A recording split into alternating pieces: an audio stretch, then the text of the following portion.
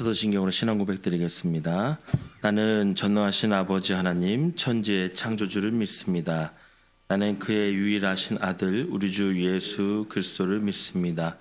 그는 성령으로 잉태되어 동정녀 마리아에게서 나시고 본디오 빌라도에게 고난을 받아 십자가에 못 박혀 죽으시고 장사된 지 사흘 만에 죽은 자 가운데서 다시 살아나셨으며 하늘에 오르시어 전능하신 아버지 하나님 우편에 앉아 계시다가 거기로부터 살아있는 자와 죽은 자를 심판하러 오십니다. 나는 성령을 믿으며 거룩한 공교회와 성도의 교제와 죄를 용서받는 것과 몸의 부활과 영생을 믿습니다. 아멘. 찬송가 325장입니다. 325장. 예수가 함께 계시니.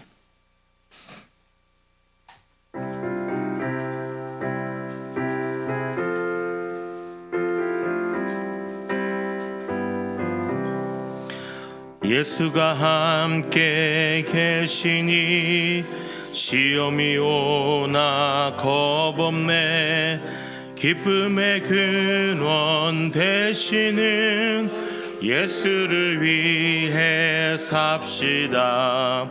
날마다 주를 섬기며 언제나 주를 기리고 그 사랑 안에 살면서 딴 길로 가지 맙시다.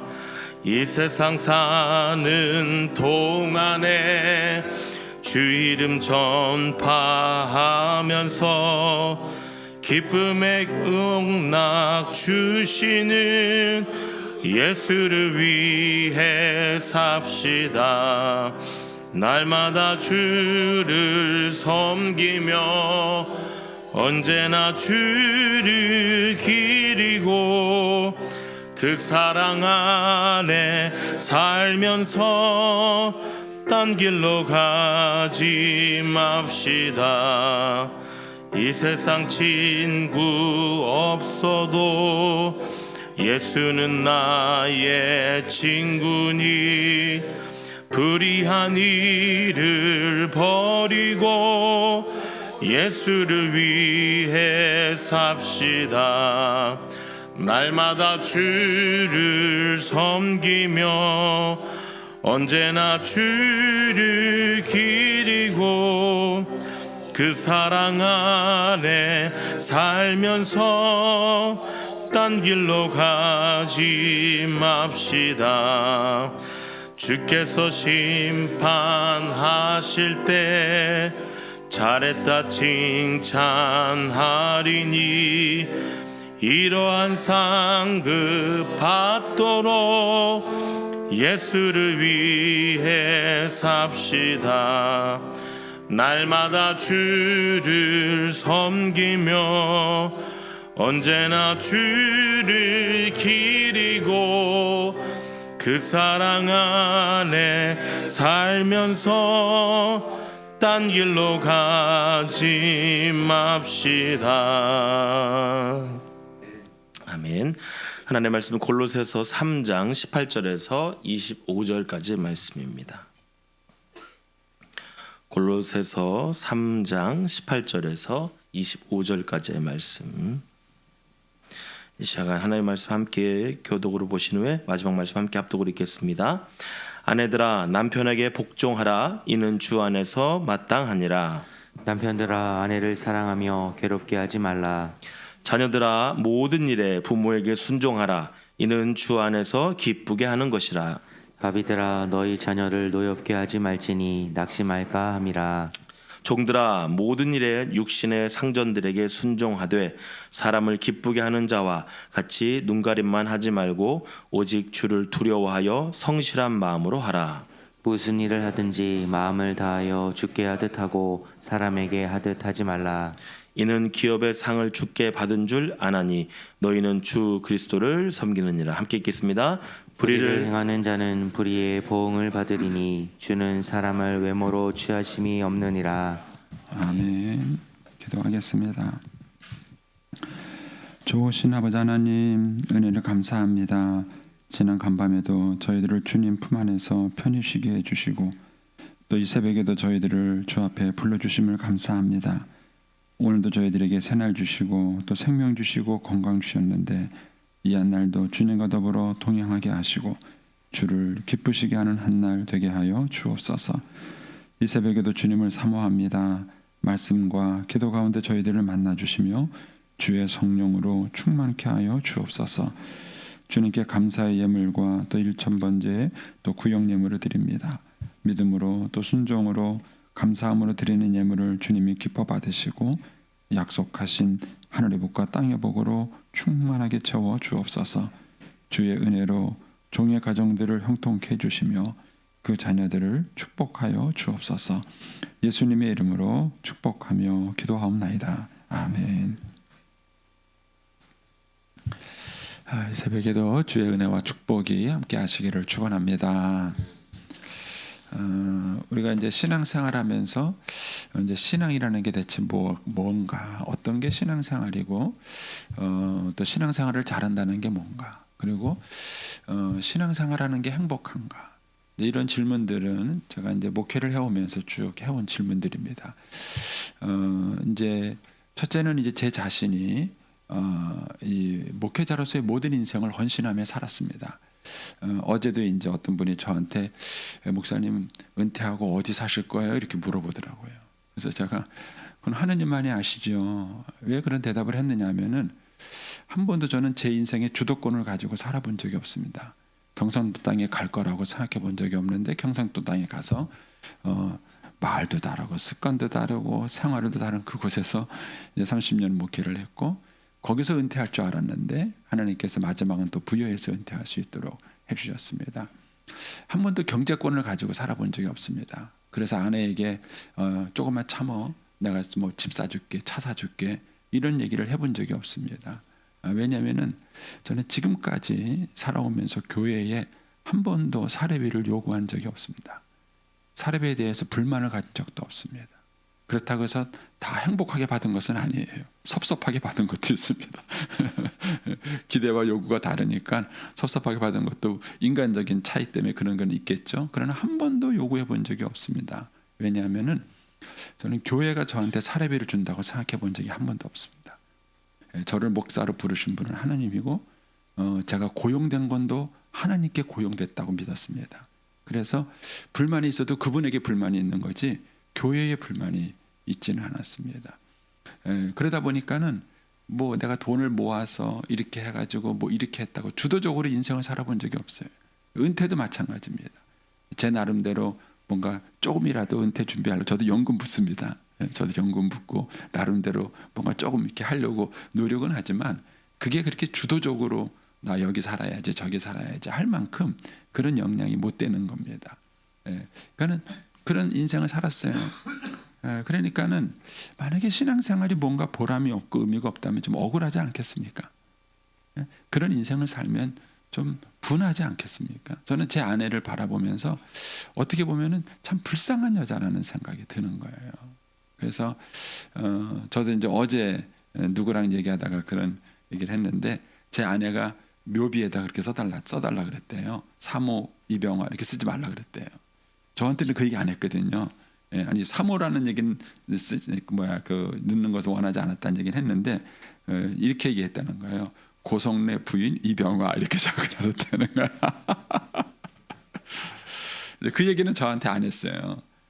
저한테 안 했는데 이제 그 얘기를 했다는 거예요. 그래서 제가 이제 그래서 한 평생 한 남자의 아내로만 살아왔나 그런 생각이 들면서 그 아내의 삶이 참 뭐가 남는가 이런 생각이 드는 거예요. 뭐가 남는가 참 인생이 허무하지 않은가 불쌍하지 않은가 저렇게만 인생을 산다면 정말 행복한가.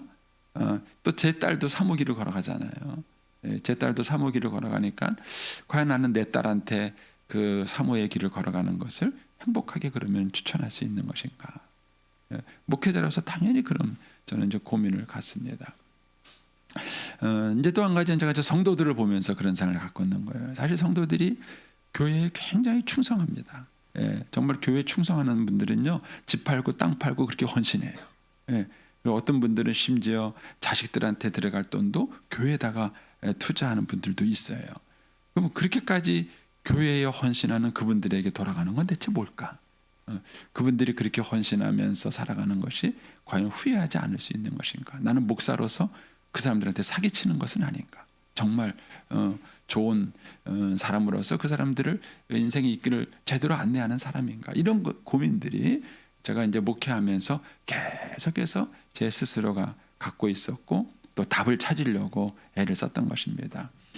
이제 지금은 이제 은퇴를 이제 내리막길을 가는 목회자 아닙니까? 지금쯤 답을 얻어야 될 거 아니에요, 그렇죠? 지금쯤 답을 얻어야 되는데 저는 제 목회자의 삶을 후회하지 않습니다. 그리고 제 딸이 이 길을 걸어가는 것에 대해서도 저는 주저하지 않습니다. 힘들 거는 느껴요. 아버지로서 사모길이 쉽지 않다. 그런 길 때문에 한쪽으로 이제 아버지면서 선배로서 가슴이 아련한 그런 마음은 있습니다. 그러나 딸이 그 길을 걸어가는 것에 대해서 저는 뭐랄까요, 추천하고 싶고 또 축복하고 싶고 또 그 길을 잘 감당했으면 좋겠다고 그렇게 생각할 만큼 저는 이 목회 길이 가치가 있고 또 제 아내도 정말 멋진 삶을 살았다고 저는 그렇게 말해주고 싶습니다. 이제 그런 이유들이 오늘 말씀에 있는 거예요. 제가 이제 서론을 이렇게 복잡하게 얘기를 했지만 이제 오늘 말씀에는 가정생활에 대한 윤리와 세상적으로 말하면 가정생활에 대한 윤리와 직장생활에 대한 윤리를 얘기하고 있습니다. 그래서 사실 정확하게 말하면 이건 윤리가 아닙니다. 신앙인에게 있어서의 이제 새 사람을 입었을 때 추구해야 될 목표고 가치며 또 하나님께서 꿈꾸시는 세상이기도 한 것입니다. 저는 이제 요즘 시대를 바라보면서 이런 하나님의 꿈이 정말 중요하다는 것을 또 새삼 확신하고 있는 것이죠. 자, 이제 좀 더 구체적으로 보겠습니다. 이제 새벽기도 시간이기 때문에 너무 또 이제 얘기를 많이 하면 또 시간이 모자라서. 자, 거기 보면 18절에 아내들아, 19절에 남편들아, 20절에 자녀들아, 21절에 아비들아. 요까지가 이제 자녀에 대한 거예요. 가정에 대한 거예요. 그런데 그냥 가정 윤리를 말한 게 아닙니다. 앞에서부터 쭉 얘기를 한다면은 예수 믿고 구원받은 사람, 예수 그리스도와 함께 세례받아서 예수와 함께 죽고 예수와 함께 살아난 사람, 그 사람이 아내예요. 그 사람이 남편이에요. 여기서 말하는 게 그겁니다. 그래서 옛사람을 벗어버리고 새 사람을 입을 아내예요. 옛사람을 벗어버리고 새 사람을 입을 남편이에요. 이제 그런 사람들이 어떻게 해야 되느냐는 얘기가 오늘 본문에 있는 얘기인 것입니다. 그러니까 이제 그런 관점에서 오늘 본문을 보셔야 이제 이것이 좀 더 정확하게 여러분들에게 이해가 될 수 있는 문제입니다. 이제 또 하나 이제 여러분들이 관심 있게 볼 것은 뭐냐면 18절에 보면은 아내들아 남편에게 복종하라 이는 주 안에서 마땅하니라 이런 얘기가 있는데 19절에 남편들아 아내를 사랑하며 괴롭게 하지 말라 이는 없어요.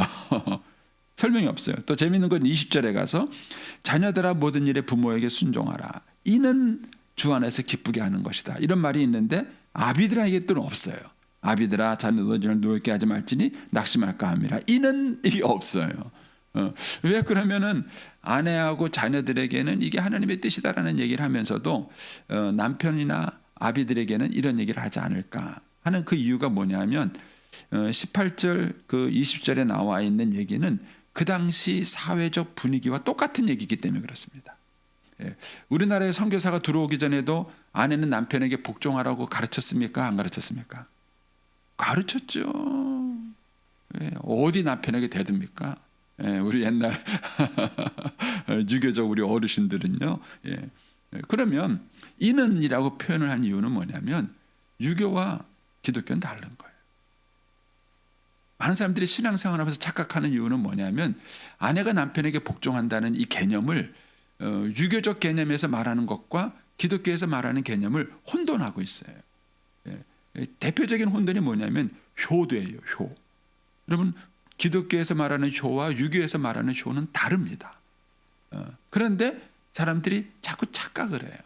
그래서 겉으로는 효라는 얘기를 하지만 부모를 공경하라는 얘기를 기독교에서 합니다. 그렇게 하지만 그러나 개념이 달라요. 개념이 다릅니다. 그런데 사람들이 자꾸 그것을 혼돈하는 것이. 여기서 마찬가지죠. 자녀 20절에 자녀들아 모든 일에 부모에게 순종하라. 이는 주 안에서 기쁘게 하는 것이다. 이런 얘기를 했을 때에 자녀가 부모에게 순종하는 거 기독교가 우리나라에 전파되기 전에 가르쳤습니까? 안 가르쳤습니까? 네? 우리나라에도 가르쳤어요. 유교에서도 당연히 자녀들에게 부모에게 순종하라고 가르쳤어요. 그러면 기독교가 와서 이것을 가르치는 것은 뭐냐는 거예요. 그래서 이 18절 20절에 이는이라고 설명한 이유는 뭐냐면은 기존에 우리가 갖고 있는 개념과 다르다는 얘기를 해주고 있는 거예요. 다르다는 거예요. 그러니까는 아내들이 남편에게 복종하는 것은 유교에서 말하는 복종의 개념이 아니에요. 이것이 뭐라고요? 주 안에서 마땅하다 이런 얘기를 한 겁니다. 그러면 여기에 보면은 신자가 마땅한 생활이 있고 신자가 부끄러운 생활이 있어요. 신자가 마땅한 생활이 있고 신자가 부끄러운 생활이 있습니다. 그것이 뭐냐면은 아내가 남편에게 복종하는 것은 마땅한 거고 그렇지 않은 것은 부끄러운 삶의 모습입니다. 이러면 이제 좀 어려워질 수도 있죠. 예. 근데 이제 어쨌든 제가 평상시에 뭐 이런 얘기 많이 하니까 오늘 새벽에는 뭐 이제 깊이는 얘기는 안 하겠지만 한번 생각을 한번 해보십시오.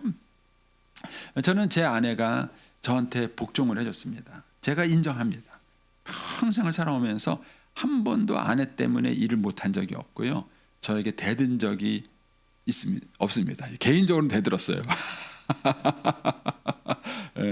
개인적으로 한 번도 우리 아이들이 제 아내가 아빠한테 대드는 모습을 못 본 적이 없을 거예요. 좀 물어 확인해봐야 되는데 본 적이 없을 겁니다. 아내는 어쨌든 전적으로 저한테 순종해주고 따라준 여자예요. 그러면 제가 훌륭해서 그랬을까요? 어떤 분은 목사님 같은 남편이면 좋겠어요. 그래요. 제 아내가 뭐라 그러면 살아보세요. 그래요. 제가 아주 훌륭하고 멋있어가지고 제 아내가 저한테 복종할까요? 아니에요. 아닙니다. 제 아내는 목회기를 걸어올 때 저한테 복종하기로 결정하고 따라온 여자예요. 제 아내의 모델이 누구냐면은 아브라함의 아내 사라입니다. 사라가 제 아내의 신앙의 롤 모델이에요. 그래서 제 아내의 삶을 보면은 정말 사라처럼 저한테 순종해줬어요. 예. 뭡니까? 아브라함이 바로 왕한테 자기 부인을 내보내면서 내 동생이라고 그러면서 팔았잖아요. 그래도 사라가 아무 말 안 했잖아요. 아무 말 안 하고 따라갔잖아요. 예. 정말 미련 맞은 여자 아닙니까? 예. 그런데 정말 제 아내가 그런 삶을 살아준 거예요. 그러니까는 제 아내가 저한테 순종한 것은 제가 훌륭하거나 남편으로서 잘해서 하나 인격이 훌륭한 게 아니라 제 아내가 가지고 있는 영성이에요. 그렇게 여자가 자기 것을 다 버리고 살아가면 자기 인생은 또 뭐가 됩니까? 근데 제 아내는 늘 행복했습니다. 그래서 제가 이제 밀양에 있을 때에 교회에 등록한 분 중에 한 분이 그런 재미있는 얘기를 했어요. 어떻게 해서 등록하셨어요? 이렇게 물어보니까 그분이 뭐라냐면 사모님 얼굴 보고 등록했다는 거예요. 나 그래서 그게 또 뭔 소린가 그랬어요. 근데 자기가 본 사모 중에서 얼굴이 밝은 사모를 본 적이 없다는 거예요.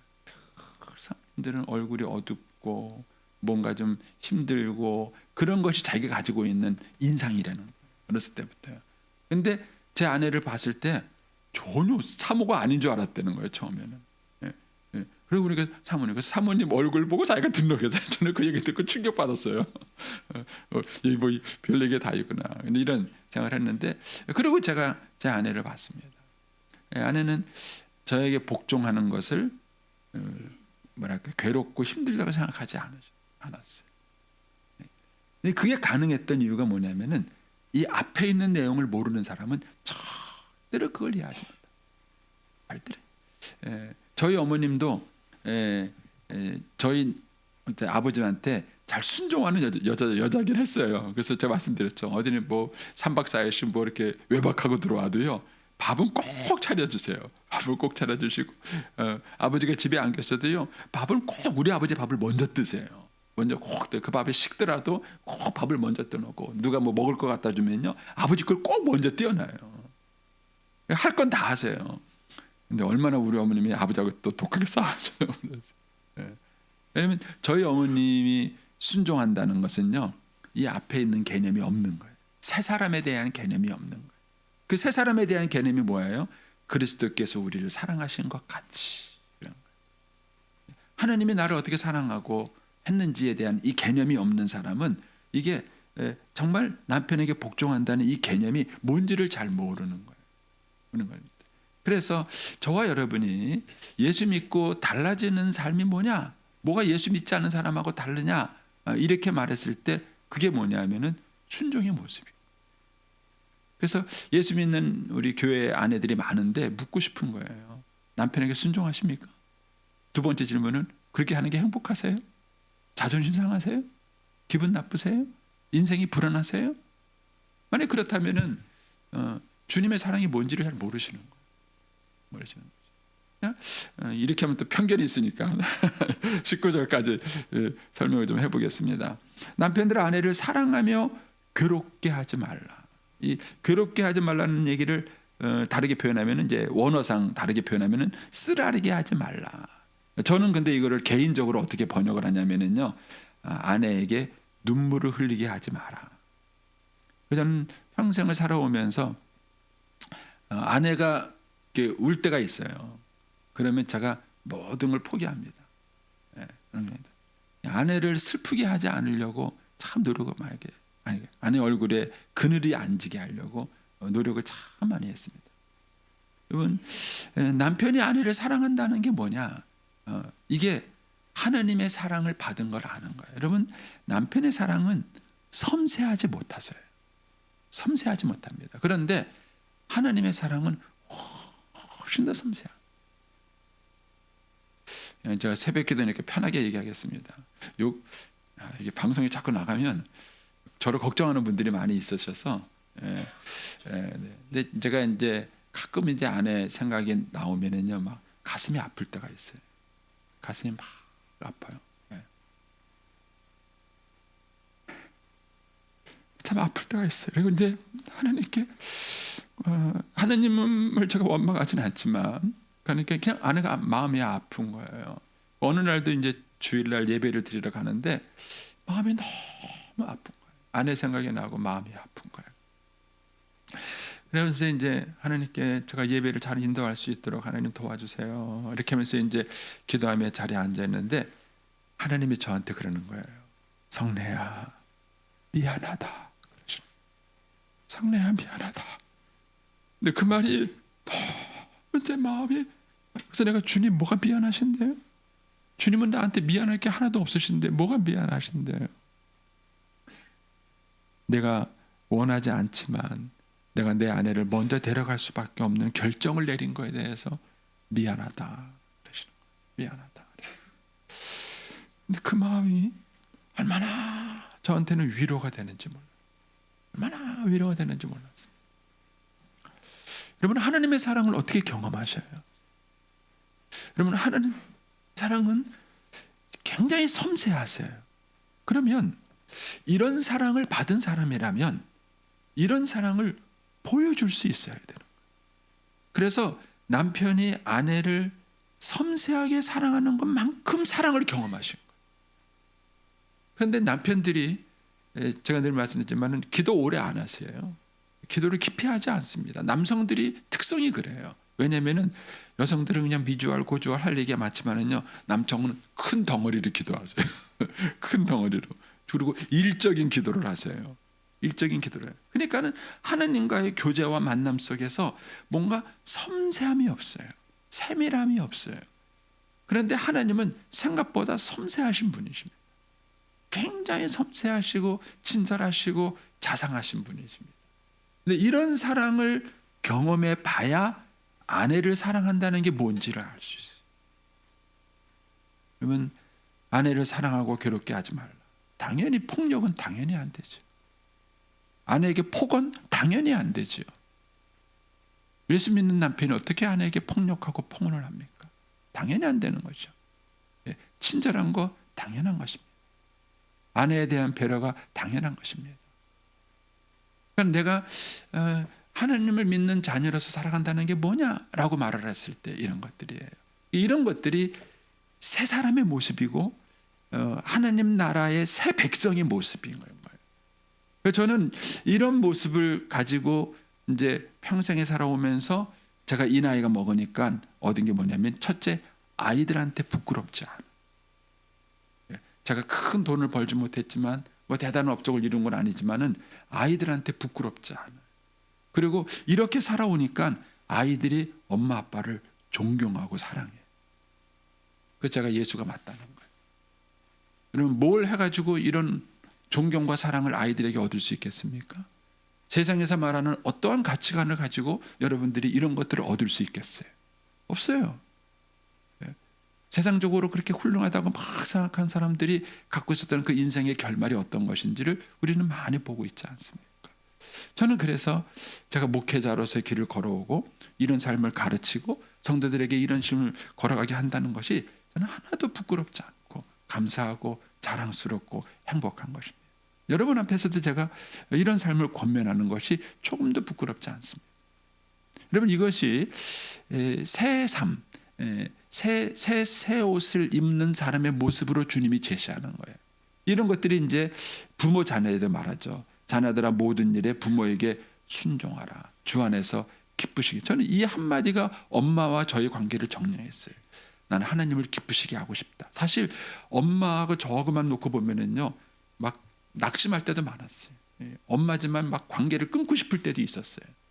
그런데 끊임없이 제가 어머님과의 관계의 고리를 계속 이어올 수 있었던 것은 뭐냐면은 이거 주님을 기쁘시게 하는 것인가, 하나님이 기뻐하시는가, 이거였어요. 이거 하나가 어머님을 되게, 우리 어머님이 날 위해서 살았다, 날 위해서 희생했다, 날 위해서 고생했다, 그래서 그런 거 아니에요. 그래서 제가 어머님을 모셨던 게 아니에요. 물론 그것에 대한 고마움과 감사함도 있지만은 마지막까지 일을 하셨던 것은 주를 기쁘시게 하는 거죠. 그리고 이것이 제 마음에 들 수 있었고 제 아내의 마음에도 동일하게 있었어요. 그래서 제 아내는 저희 어머님을 시어머니라고 생각해 본 적이 없어요. 마지막까지 하나님을 기쁘시게 하기 위해서.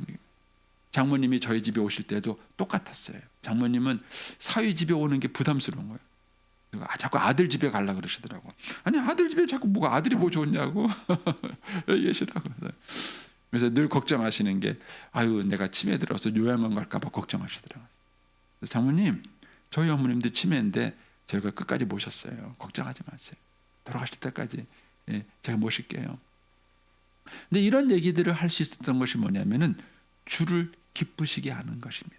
그러면 주를 기쁘시게 하는 것 속에는 뭐가 들어있느냐면요, 하나님의 후원이 들어있어요. 한 번도 부모님을 모시는 것이 물질적으로 가능하냐 안 가능하냐를 물어본 적이 없어요. 이렇게 하는 것이 물질적으로 가능, 이거 생각해 본 적이 없어요. 그냥 하나님이 기쁘시게 하는 거면은 하는 거예요. 늘 말씀드리지만은요, 하나님께서 그렇게 할 수 있도록 그때가 되면 다 여건이에요.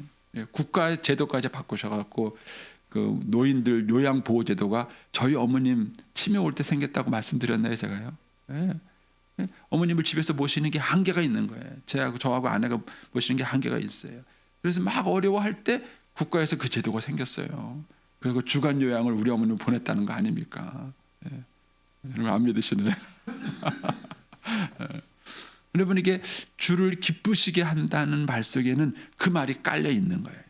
그래서 우리가 주님을 기쁘시게 하는 선택과 결정을 하고 따라가다 보면 하나님이 그 일을 감당할 수 있도록 힘을 주시고 능력을 주시고 필요를 채워주시는 거예요. 이게 주님의 명령이에요.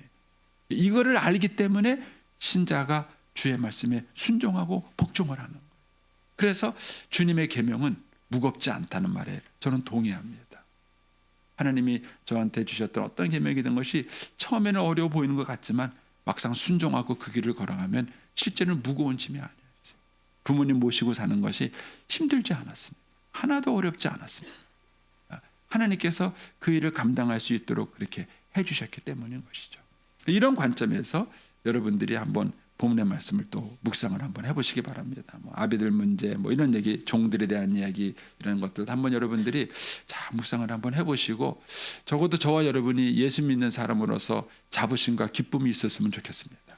그리고 내가 평생 예수 믿고 따라가는 것이 후회스럽지 않고 감사하고 자랑스럽고 행복하고, 그리고 우리의 자녀들에게도 당당하게 이런 삶을 물려줄 수 있고 너희들에게 이렇게 살아가라고 얘기해 줄 수 있는 그런 부모가 되고 믿음의 선배가 되면 좋겠습니다. 그래서 오늘 말씀이 그런 면에서 여러분들 한번 잘 보세요.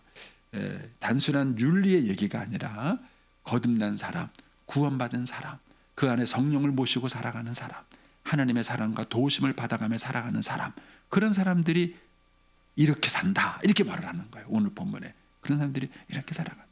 그래서 세상의 윤리와 기준이 다른 것입니다.